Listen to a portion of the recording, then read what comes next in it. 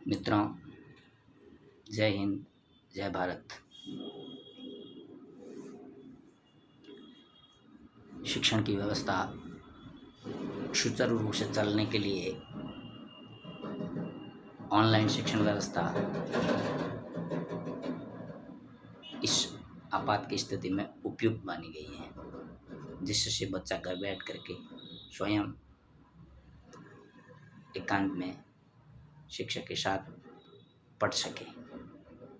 इसलिए किसी भी वीडियो को पढ़ने से पहले मन को एकाग्र करना, वीडियो देखने का मन हो उस समय देखना, एकांत में बैठना और हो सके तो ईयरफोन लगा करके ही बैठना, ताकि आपके आसपास में किस किस प्रकार की गतिविधियां हो रही है, काम चल रहे हैं, घर में इधर उधर आ रहे हैं, मेहमान आ रहे हैं, मम्मी क्या कर रहे हैं, पापा क्या कर रहे हैं, तो ये सब इन परिस्थितियों में आएगी समस्याएं सामने।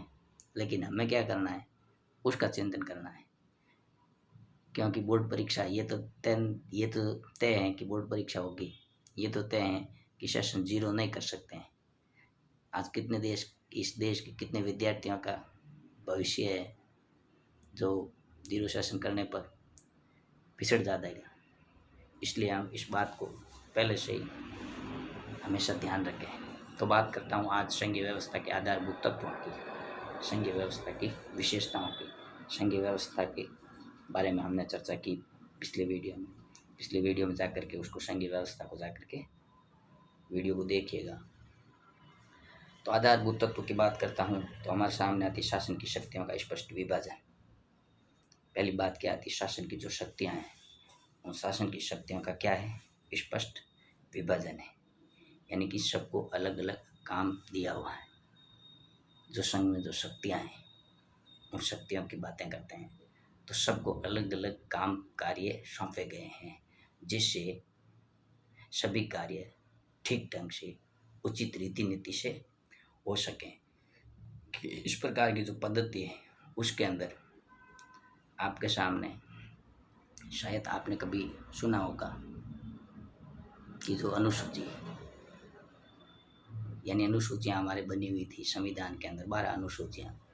वर्तमान में जो 12 अनुसूचियाँ, तो संविधान जिस समय बना उस समय 8 अनुसूचियाँ थी। तो उस 8 अनुसूचियों में 7वीं अनुसूची के अंदर एक विषय दिया गया है, 7वीं अनुसूची में, जिसके अंदर सूची के विषय दिए गए हैं,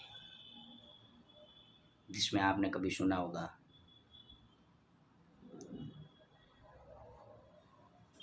राज्य काम करेगा, केंद्र काम करेगा और राज्य और केंद्र दोनों मिलकर के काम करेंगे।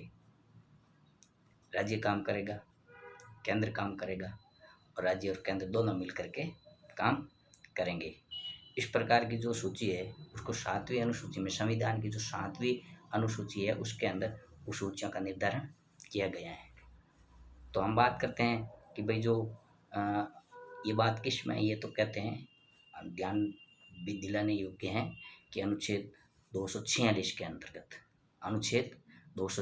अंतर्गत जो सूचियों का चिंतन किया गया है, जिसके अंदर राज्य सूची, केंद्र सूची और राज्य और केंद्र दोनों सूची, तो दोनों की जो सूची है उसको हमने समवर्ती सूची के नाम से जाना है।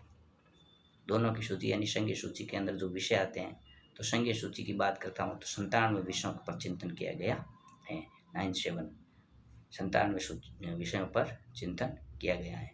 इस पर केवल केंद्र को ही अधिकार है। तो 97 विषय हैं। फिर बात करता हूँ राज्य सूची। तो राज्य सूची के अंदर डबल 6 यानी 66 विषय ऐसे हैं जिस पर राज्य है वो चिंतन कर सकता है, उसमें नियम बनाए, कानून बनाए 66 विषयों पर। फिर आपके जो समवर्ती सूची है उसके अंदर, समवर्ती सूची के अंदर आपके 47 विषय ऐसे हैं जो जिस 47 विषयों पर राज्य और केंद्र दोनों मिलकर के वहाँ पर व्यवस्था कर सकते हैं, नियम बना सकते हैं, कानून बना सकते हैं और उसके अंदर नई कोई संशोधन की प्रक्रिया है तो दोनों मिलकर के उसके अंदर कार्य कर सकते हैं। तो बात आती है कितने विषय हैं, तो 97 विषय। कितने विषय हैं, तो 66 विषय। और फिर कितने विषय हैं, तो 47 यानी 47 विषय। तो इस प्रकार जो इसके अंदर जो शक्तियाँ हैं, जो शक्तियों का निर्धारण बांट करके, यानी मैंने आपको बताया कि जो शासन की शक्तियाँ हैं उसका स्पष्ट विभाजन हो, इस बात को इन्होंने किस में दर्शाया, संघवाद के आधारभूत विषयों में, आधारभूत विषयों में। फिर दूसरा बिंदु हमारे सामने आता है कि निष्पक्ष और स्वतंत्र न्यायपालिका। निष्पक्ष और स्वतंत्र न्यायपालिका यानी किसी भी संघीय जो व्यवस्था है उस संघीय व्यवस्था के अंदर स्वतंत्र न्यायपालिका होनी चाहिए, स्वतंत्र न्यायपालिका और निष्पक्ष न्यायपालिका जिसके अंदर किसी का कोई पक्षपात नहीं हो।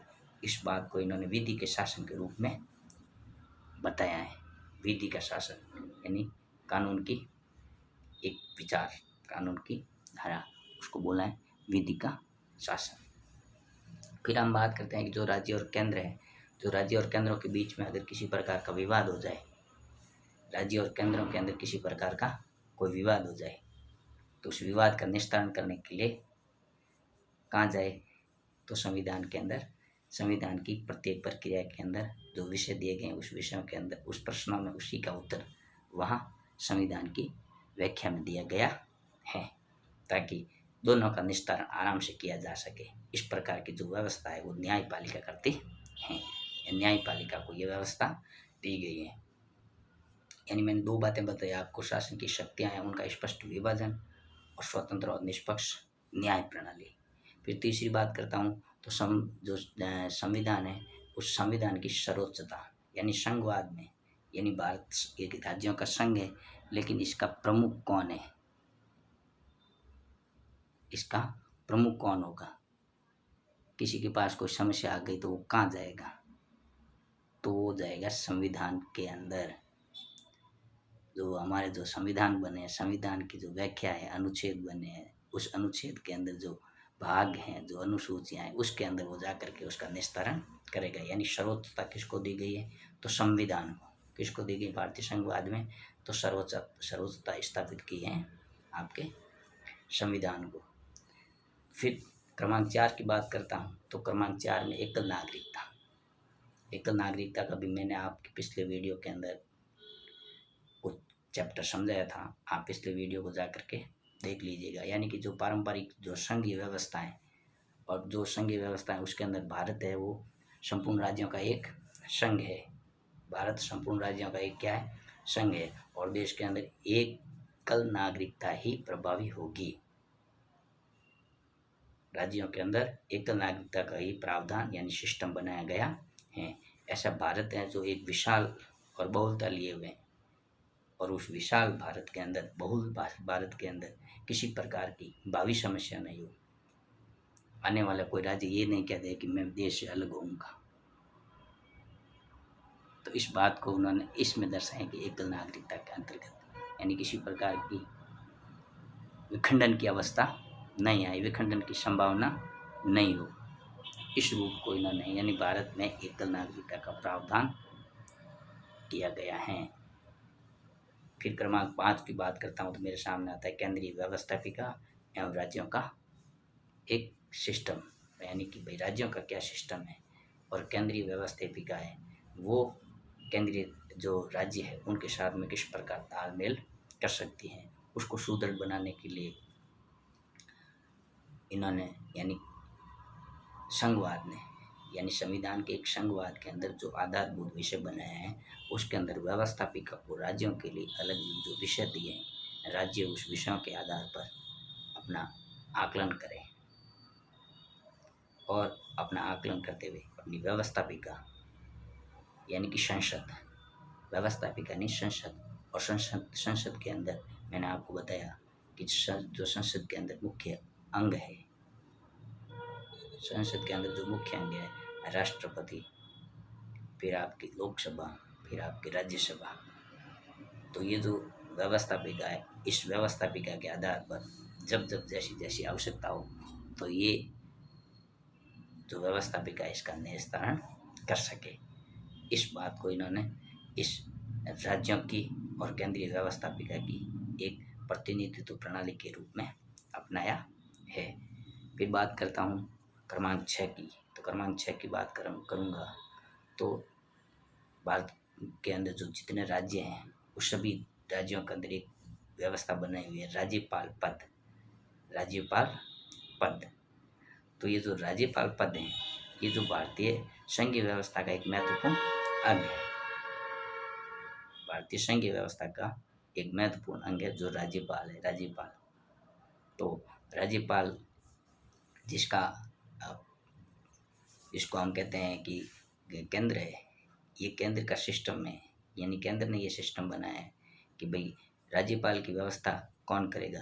तो राज्यपाल नियुक्त होकर कहाँ से जाएगा, तो केंद्र से, यानी केंद्र तय करेगा कि कौन से राज्य में किसको राज्यपाल बना करके भेजना है, ये केंद्र तय करेगा। और केंद्र में भी कौन तय करेगा, तो आपके व्यवस्थापिका, केंद्र में भी व्यवस्थापिका तय करेगी कि किस राज्य के लिए किस राज्यपाल की नियुक्ति करनी है। इस प्रकार की बात को भी इन्होंने संघीय व्यवस्था में दिया है। फिर बात करता हूँ एकात्मकता का प्रभुत्व। एकात्मकता का प्रभुत्व, जैसे एकात्मकता का प्रभुत्व की बात करूँगा तो मेरे सामने आएगा कि जो भारतीय संघीय व्यवस्था है, उस भारतीय संघीय व्यवस्था में जो मूल रूप से केंद्रीकृत है, मूल रूप से जो केंद्रीकृत एकात्म भाव है, एकात्म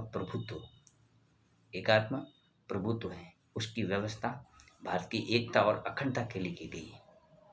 भारत की एकता और अखंडता के लिए की गई है। तो भारत की एकता और अखंडता के लिए, जिसके अंदर उसको मजबूती प्रदान करने के लिए, भारत की एकता को मजबूती प्रदान करने के लिए उन्होंने इस प्रकार की व्यवस्था बनाई, जिसको हम एकात्म प्रभुत्व की बात कहते हैं। फिर मेरे सामने आता है कि ये जो एक विषय है जिसके अंदर एकात्मकता की बात करता हूँ, तो कई प्रकार के विषय आते हैं जिसके अंदर वामपंथी विचारधारा वाले लोग हैं, जिसमें समाजवाद हैं, जिसमें आपके मार्क्सवाद हैं, या अन्य अन्य और भी जो विचारधाराओं के लोग हैं। तो ये सभी के सभी लोग इस विचारधारा को, एकात्म प्रभुत्व के विचार को लेकर के चले। इस बात को इन्होंने संघीय व्यवस्था के आधार पर हमें चिंतन दिया है। तो हमारे सामने आई कि भाई भारत एक संघवाद है, और भारत के संघवाद के आधारभूत तत्व कौन कौन से हैं, भारत के संघवाद की विशेषताएं क्या है, भारत के संघवाद के बारे में आप क्या जानते हैं, स्पष्ट कीजिए, विवेचना कीजिए। तो फिर जैसे ही बात करूँगा तो फिर हमारे सामने ये बिंदु आएंगे जिस बिंदुओं पर मैंने चर्चा की। मैं एक बार पुनः वापस इन बिंदुओं को बोल करके आपको फिर इस वीडियो को स्टॉप करता हूँ, फिर अगले वीडियो की ओर चलेंगे। तो बात की मैंने आपकी भारतीय संघ व्यवस्था के आधारभूत तत्वों की। तो आधारभूत तत्वों में आती हैं जो शासन की शक्तियाँ हैं, उसका स्पष्ट विभाजन हो, शासन की शक्तियों का स्पष्ट विभाजन हो, फिर निष्पक्ष और स्वतंत्र न्याय प्रणाली हो, और फिर तीसरा बिंदु आता है कि जो संविधान है, उस संविधान को सर्वोच्च माना है, सर्वोच्चता दी है, संविधान को सर्वोच्चता प्रदान की है। फिर एकल नागरिकता का विषय दिया है, एकल नागरिकता। फिर बात आती है आपके जो केंद्रीय व्यवस्थापिका है, केंद्रीय व्यवस्थापिका में जो राज्य हैं और उसके अंदर जो व्यवस्थापिका का भाग है, तो उस राज्यों के अंदर व्यवस्थापिका के भाग में कौन कौन क्या होगा। फिर इन्होंने उसके अंदर और भी राज्यपाल का पद सर्जित करके संघीय व्यवस्था को मजबूत बनाया है। राज्यपाल यानी जो केंद्र से सीधा संचालन राज्यपाल के द्वारा किया जा सके जब आवश्यकता लगे। फिर आपके इसका जो अंतिम बिंदु है एकात्म प्रभुत्व, जो जिसमें हम एकात्मता का प्रभुत्व भी कहते हैं। तो इस प्रकार हमारे सामने बिंदु आए भारतीय संविधान के आधारभूत तत्व। भारतीय संविधान के आधारभूत तत्वों को याद करते हैं तो हमारे भारत का एक संघवाद, जिसके अंदर भारत एक राज्यों का संघ है, और भारत के अंदर जितने भी राज्य हैं उन भारत के सभी राज्यों का केंद्र यानी केंद्र की व्यवस्थापिका का संचालन, और व्यवस्थापिका का संचालन भी आप में इसमें संघवाद है। इसके अंदर किसी भी प्रकार की कोई समस्या आए तो सबसे पहली बात है संविधान यानी न्यायालय। इस न्यायालय की तरफ आप जाइए, ये आपको सिस्टम यानी उसकी व्याख्या करेगा। वीडियो को देख करके सब्सक्राइब एवं लाइक अवश्य करें। ये शिक्षण के एक मुख्य चैप्टर के रूप में आता है। जय हिंद, जय भारत।